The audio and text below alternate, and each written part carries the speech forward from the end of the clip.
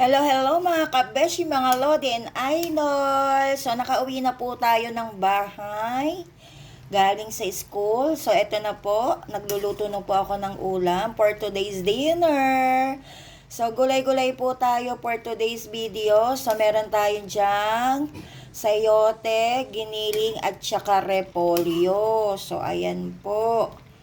No, wag muna tayong magmantika, mga beshi, mga lodi. So, ano lang tayo, gulay. Gulay is life, pero napagkamahal. O, di ba? No, mag-invest tayo sa gulay kaysa kung ano-ano yung mga ini-invest natin. Charis. Di ba ring mahal? Basta haba ang ating buhay.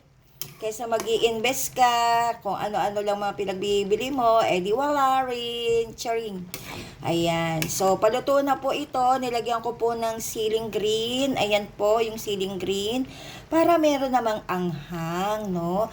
So, habang hinihigop ang sabaw, syempre, lumalabas ang pawis. O, diba? Look at that, mga besh. Talaga naman. Basta't gulay. Gulay is gulay. Ayan. Happy lang tayo kahit hindi natuloy ang chemo natin today. Happy lang tayo. Okay, so enjoy your meal, mga lodi, mga beshi idol. Goodbye!